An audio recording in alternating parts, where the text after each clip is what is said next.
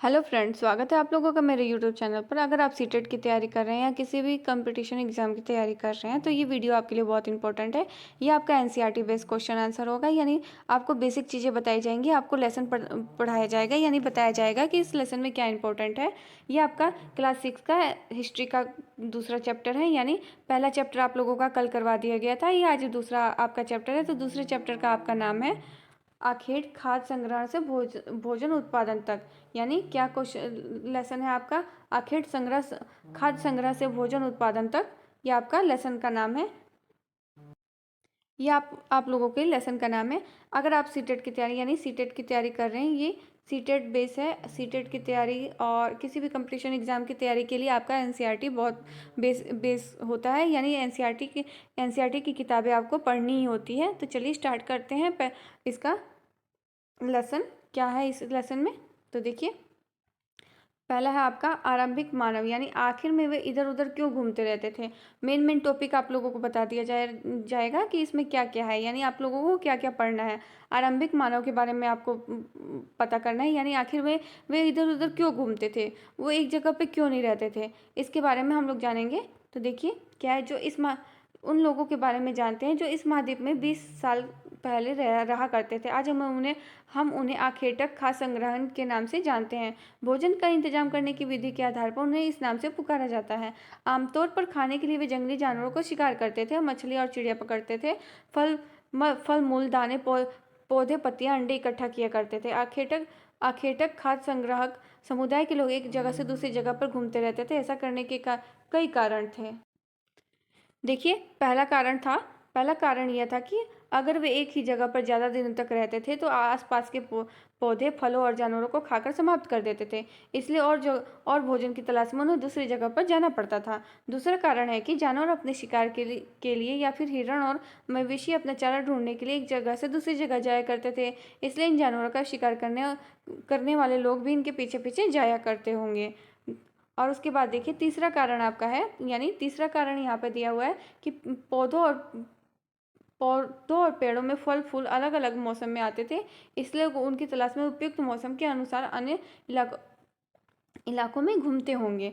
चौथा कारण है कि पानी के बिना किसी भी प्राणी या पेड़ पौधों का जीवन संभव नहीं है, और पानी झीलों झरनों तथा नदियों में ही मिलता है। यद्यपि कई नदियां और झीलों का पानी कभी नहीं सूखता होगा, कुछ झीलों और नदियों में पानी बारिश के बाद ही मिल पाता होगा। इसलिए ऐसी झीलों और नदियों के किनारे बसी लोगों को सूखे मौसम में पानी की तलाश में इधर उधर जाना पड़ता होगा।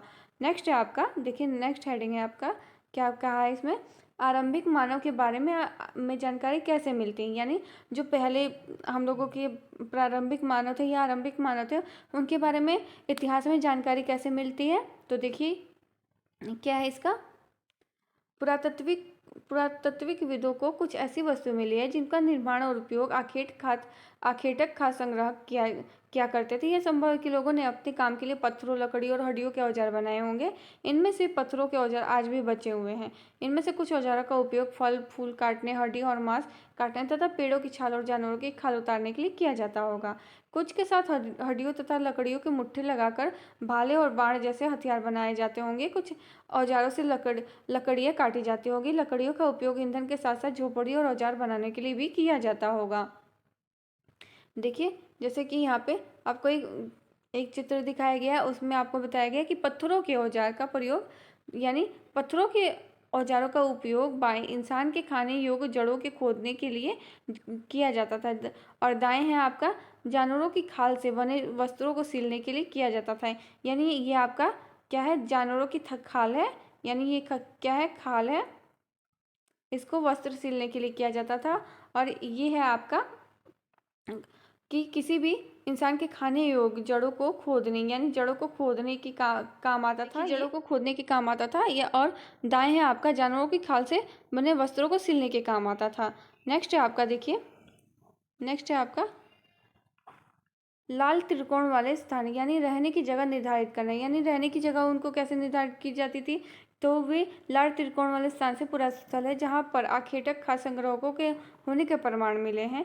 इनके अलावा भी और भी कई स्थानों पर आखेटक खाद्य संग्राहक होते थे। मानचित्र में सिर्फ कुछ गिने चुने स्थानों को ही चिन्हित किया गया है। कोई पुरास्थल नदियों और झीलों के किनारे पाए जाते थे, यानी आपको मानचित्र में दिखाया गया है कि वे लोग कहाँ कहाँ रहते थे।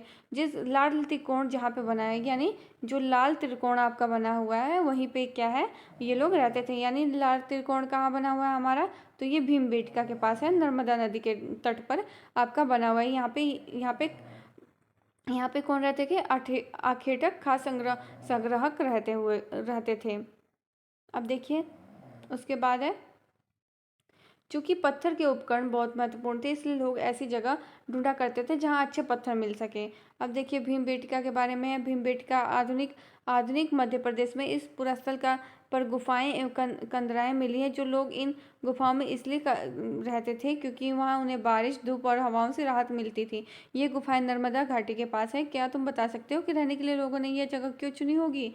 तो देखिए, एक आपको शैल चित्रकला है, जिसमें आप लोगों को बताना है कि ये क्या है। इसमें आपको पता करना है कि इसमें क्या है। तो देखिए, इस चित्र के बारे में आपको कुछ पता होना चाहिए। जिन गुफाओं में लोग रहते थे उनमें से कुछ की दीवार पर चित्र मिलते थे। इसमें कुछ सुंदर उदाहरण मध्य प्रदेश और दक्षिण उत्तर प्रदेश की गुफाओं में मिले हैं। इसमें जंगली जानवर का बड़ी कुशलता से सजीव चित्रण किया गया है, यानी शिकार करते हुए चित्र बनाया गया है।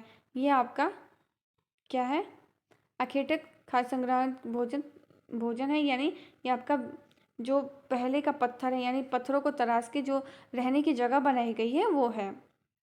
अब देखिए यहाँ पे पुरास्थल, यानी पुरास्थल क्या है? पुरास्थल उस स्थान को कहते हैं जहाँ औजार, बर्तन और इमारतें जैसी वस्तुओं के अवशेष मिलते हैं। ऐसी वस्तुओं का निर्माण लोगों ने अपने काम के लिए किया था और बाद में उन्हें वहीं पे छोड़ गए। वे जमीन के ऊपर, अंदर, कभी कभी समुद्र और नदी के तल में भी पाए जाते हैं। इन पुरास्थलों के बारे में आपको अगले अध्याय में बताया जाएगा, यानी आपको अगले अध्याय में बताया जाएगा उनके बारे में। अब उसके बाद देखिए, अब आग की खोज कैसे हुई थी? आग की खोज कब हुई थी? तो देखिए, मानचित्र 2 में कुरनूल गुफा ढूंढो, यानी आपको मानचित्र 2 में कुरनूल गुफा को ढूंढना है। यहाँ राख के अवशेष मिले हैं। इसका मतलब यह है कि प्रारंभिक लोग आग जलाना सीख गए थे।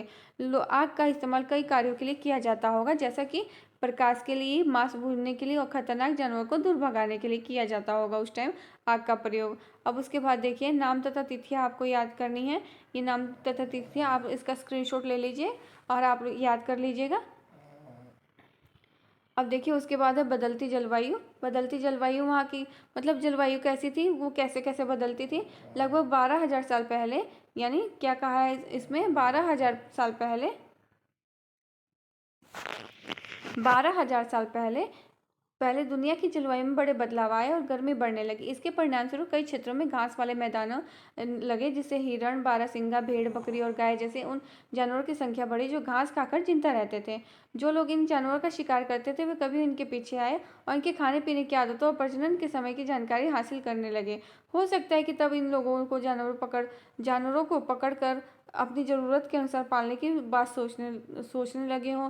साथ ही इस काल में मछली भी भोजन का महत्वपूर्ण स्रोत बन गई थी। अब उसके बाद है आपका खेती और पशुपालन की शुरुआत, यानी खेती और पशुपालन की शुरुआत उस टाइम कैसे हुई थी? इस दौरान महाद्वीप के भिन्न भिन्न इलाकों में गेहूं, जौ और धान जैसे अनाज प्राकृतिक रूप से उगने लगे थे। शायद महिलाओं, पुरुषों और बच्चों ने इन अनाजों को भोजन के रूप में बटोरना शुरू किया होगा और साथ ही ये सीखने लगे होंगे कि ये अनाज कहाँ से उगते हैं और कब पककर तैयार होते हैं। ऐसा करते करते लोगों ने इस अनाजों को खुद पैदा करना सीख लिया होगा। इस प्रकार धीरे धीरे वे कृषक बन गए होंगे। उसके बाद देखिए आपका है, इस तरह लोगों ने अपने घरों के आसपास चारा रखकर जानवरों को आकर्षित कर उन्हें पालतू बनाया होगा। सबसे पहले जिन जंगली जानवरों को पालतू बनाएगा वो कुत्ते का जंगली पूर्वज था, यानी सबसे पहले कौन पालतू जानवर बना था? कुत्ते का जंगली पूर्वज। धीरे धीरे लोग भेड़, बकरी और गाय, सुअर जैसे जानवरों को अपने घरों के नजदीक आने को उत्साहित करने लगे। ऐसे जानवर झुंड में रहते थे और ज्यादातर घास खाते थे। अक्सर लोग अन्य जंगली जानवरों के साथ आक्रमण से अक्सर लोग अपनी जंगली जानवरों के आक्रमण से उनकी सुरक्षा करते थे और इस तरह धीरे धीरे वे पशुपालक बन गए होंगे। नेक्स्ट है आपका देखिए घरेलूकरण की प्रक्रिया, यानी घरेलूकरण की प्रक्रिया क्या थी? तो घरेलूकरण की प्रक्रिया आपकी थी लोगों लोगों द्वारा पौधे उगाने और जानवरों की देखभाल करने को घरेलूकरण की उपक्रिया का नाम दिया गया। अपनाए गए पौधे तथा जानवर जानवर अक्सर जंगली पौधों तथा जानवरों से भिन्न होते थे। उनकी वजह यह है कि इस प्रक्रिया के तहत अपनाए गए पौधों तथा जानवरों का लोग चयन करते थे। उदाहरण के लिए जैसे कि आप देख सकते हैं, उदाहरण के तौर पर लोग उन्हीं जानवरों तथा पौधों तथा जानवरों का चयन करते थे जिनकी बीमार होने की संभावना कम हो। यही नहीं, लोग उन्हें पौधों को चुनते थे जिन्हें बड़े दाने वाले अनाज पैदा हो, साथ ही उनके मजबूत डंठलें अनाज के पके दानों के भार को संभाल सकें। ऐसा पौधों के बीजों को संभाल कर रखा जाता था ताकि फिर से उगाने के लिए उन्हें गुण सुरक्षित रह सकें। इन्हीं जानवरों को आगे प्रजनन के लिए चुना जाता था जो आमतौर पर अहिंसक होते थे। इसलिए हम कह सकते हैं, देखते हैं कि पाले गए जानवर तथा कृषि के लिए अपनाए गए पौधे जंगली जानवर तथा पौधों से धीरे धीरे भिन्न होते गए। मिसाल के तौर पर जंगली जानवरों की तुलना में पालतू जानवरों के दांत और सींग छोटे होते थे। इन दांतों को देखिए, यानी आपको एक यहाँ पे दांतें दी गई हैं। दांत ये है, ये क्या है, दांत है। आपको इनको देखना है और बताना है इनमें से कौन सा जंगली सूअर का है और कौन सा पालतू सूअर का। यानी आपको बताना है इसमें से कौन सा जंगली सूअर का है और कौन सा पालतू सूअर का। तो देखिए, यह प्रक्रिया पूरी दुनिया में धीरे धीरे चलती रही। ये करीब 12,000 साल पहले शुरू हुई है। वास्तव में आज हम भोजन जो करते हैं उसी प्रक्रिया की वजह से है। कृषि के लिए अपनाई गई सबसे प्राचीन फसलों में गेहूं तथा जो आते हैं। इस तरह उस सबसे पहले पालतू बनाए गए जानवरों में कुत्ते के बाद भेड़ बकरियां आती हैं। उसके बाद देखिए उसके बाद है आपका एक नवीन जीवन शैली। एक नवीन जीवन शैली क्या है? तुम किसी पौधों के बीज को बोकर देखो, तुम पाओगे कि इसे विकसित होने में कुछ वक्त लगता है। इसमें कुछ दिन, कुछ महीने या साल तक लग जाते हैं। इसलिए जब लोग पौधे उगाने लगे तो उनमें देखभाल के लिए उन्हें एक ही जगह पर लंबे समय तक रहना पड़ा। बीज होने से लेकर फसलों के पकने, पौधों की सिंचाई, खरपतवार हटाने, जानवर और चिड़ियाओं से उनकी सुरक्षा करने जैसे बहुत से काम शामिल मिलते हैं। कटाई के बाद अनाज का उपयोग बहुत संभाल कर करना पड़ता था। अनाज को भोजन और बीज दोनों के ही रूप में बचा कर रखना आवश्यक था। इसलिए लोगों ने इनसे भंडारण की बात सोची होगी। बहुत से इलाकों में लोगों ने मिट्टी के बड़े बड़े बर्तन बनाए, टोकरियां बनी तथा फिर जमीन में गड्ढा खोदा। क्या तुम्हें लगता है कि शिकारी या भोजन संग्रह करने वाले बर्तन बनाते और उनका प्रयोग करते होंगे? तो चलिए देखते हैं क्या होता है। जानवर, अब चलते फिरते भंडार गृह, यानी आपको जानवर के बारे में पढ़ना है, उनके चलते फिरते भंडार गृह के बारे में पढ़ना है। देखिए, जानवर बच्चे देते थे, उनकी संख्या बढ़ती थी। अगर जानवरों की देखभाल की जाए तो उनकी संख्या तो बढ़ती ही थी, साथ ही उन्हें दूध भी प्राप्त होता था जो भोजन का एक अच्छा स्रोत है। यही नहीं, जानवरों से हमें मांस भी मिलता था। दूसरे शब्दों में पशुपालन भोजन के भंडारण का एक तरीका था। नेक्स्ट है आपका, अब है आरंभिक कृषकों और पशुपालकों के बारे में पता करें। यानी आरंभिक कृषक क्या और पशुपालक कैसे होते थे, तो ये आपको बताना है। अब देखिए, वास्तव में ये निर्दिष्ट स्थान कृषकों और पशुपालकों की बस्तियाँ थी। यानी इसे जांचने के लिए वैज्ञानिक खुदाई में मिले पौधों और पशुओं की हड्डियों के नमूनों का अध्ययन है। इनमें से सबसे रोचक जले हुए अनाज के दानों के अवशेष हैं। ऐसा लगता है कि ये गलती से या फिर किसी जानबूझकर जलाए गए होंगे। वैज्ञानिक इस अनाज के दानों की पहचान कर सकते हैं। इस तरह हमें पता चलता है कि इस उपमहाद्वीप के विभिन्न भागों में बहुत सारी फसलें उगाई जाती होंगी। वैज्ञानिक विभिन्न जानवरों की हड्डियों की भी पहचान कर सकते हैं। उसके बाद देखिए आपका स्थानीय जीवन की ओर, यानी स्थानीय जीवन की उनकी परिस्थिति कैसी थी जो पहले के लोग थे। तो देखिए, पुरातत्वविदों को कुछ पुरास्थलों पर झोपड़ी और घरों के निशान मिले हैं। ऐसा है कि जैसा कि बुर्जोम यानी वर्तमान कश्मीर के लोग खड्डे के नीचे घर बनाते थे जिसे गर्तवास कहा जाता था। इसमें उतरने के लिए सीढ़ियाँ होती थी। इसमें उन्हें ठंड के मौसम में सुरक्षा मिलती थी। पुरातत्वविदों को झोपड़ियों के अंदर और बाहर दोनों स्थानों पर आग जलने की जगह मिली है। ऐसा लगता है कि लोग मौसम के अनुसार घर के अंदर या बाहर खाना पकाते होंगे। उसके बाद है, बहुत सारी जगहों से पत्थर के औजार भी मिले। इनमें से कई ऐसे हैं जो पुरापाषाण युगीन उपकरणों से भिन्न है, इसलिए उन्हें नवपाषाण युग का नाम दिया गया है। इसमें औजार भी है जिसकी धार को और अधिक पैना करने के लिए इस पर पॉलिश चढ़ाई जाती थी। ओखली और मूसल का प्रयोग किया है। अनाज तथा वनस्पतियों से प्राप्त अन्य चीज़ों को पीसने के लिए किया जाता था। आज हजारों साल बाद भी ओखली और मूसल का प्रयोग अनाज पीसने के लिए किया जाता है। इसी प्रकार का प्राचीन प्रस्तुयोगीन औजारों का निर्माण और प्रयोग लगातार होता रहा है। कुछ औजार हड्डियों से भी बनाए जाते होंगे। जैसे कि ये आपको पत्थरों से बनाया गया औजार दिखाई दे रहा है, ये आपका पत्थरों से बना हुआ औजार है। उसके बाद देखिए आपका है नवपाषाण युग के प्रस्थलों से कई कई प्रकार के मिट्टी के बर्तन मिले। कभी कभी इस पर अलंकरण भी किया जाता है, कभी कभी इस पर अलंकरण भी किया जाता है। बर्तनों का प्रयोग चीज़ों को रखने के लिए किया जाता था। धीरे धीरे लोग बर्तनों का प्रयोग खाना बनाने के लिए भी करने लगे। चावल, गेहूं तथा दलहन जैसे अनाज अब आहार का महत्वपूर्ण हिस्सा बन गए। इसके साथ साथ जब लोग कपड़े भी बुनते थे तो उसके लिए कपास जैसे आवश्यक पौधे उगाए जाते थे। उसके बाद देखिए आपका क्या ये परिवर्तन हर जगह एक साथ ही किए गए होंगे? ऐसी बात नहीं है। एक तरफ जहाँ कई जगहों पर स्त्री पुरुष शिकार और भोजन संग्रहण करने का काम करते रहे होंगे, वहीं अन्य लोगों ने हजारों सालों के दरमियान धीरे धीरे खेती और पशुपालन को अपना लिया होगा। कुछ जगह लोग मौसम के मुताबिक बदल बदल कर अपनी जीविका चलाते होंगे। नेक्स्ट है आपका सूक्ष्म निरीक्षण, यानी सूक्ष्म निरीक्षण करना है, यानी मेहरगढ़ में जीवन मृत्यु, यानी मृत्यु जीवन और मृत्यु कैसी होती थी, यानी उनका जन्म कैसे होता था, वो कैसे मरते थे, तो उनको कैसे जलाया या दफनाया जाता था। तो ये मेहरगढ़ की कोई फोटो है, यहाँ पे आपकी मेहरगढ़ की फोटो दी गई है। जाने वाले सबसे महत्वपूर्ण रास्ते बोलन दर्रे के पास एक हरा भरा समतल स्थान है। मेहरगढ़ संभवतः वह स्थान है जहाँ के स्त्री पुरुषों ने इस इलाके में सबसे पहले जौ, गेहूं उगाना और भेड़ बकरी पालना शुरू किया होगा।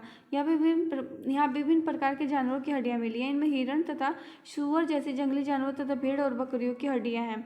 मेहरगढ़ में इसके अलावा चौकोर तथा आयताकार घरों के अवशेष भी मिले हैं। प्रत्येक घर में 4 या उससे ज़्यादा कमरे, जिनमें से कुछ संभवतः भंडारण के काम आते होंगे।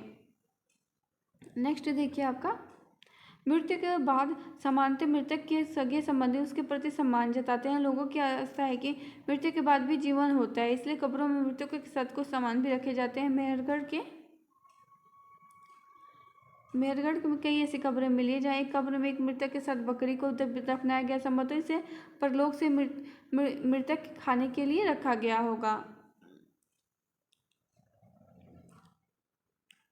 ये आपका क्वेश्चन आंसर है। अगर आपको मेरी ये वीडियो पसंद आए तो लाइक, शेयर, कमेंट और सब्सक्राइब करना ना भूलें। Thanks for watching.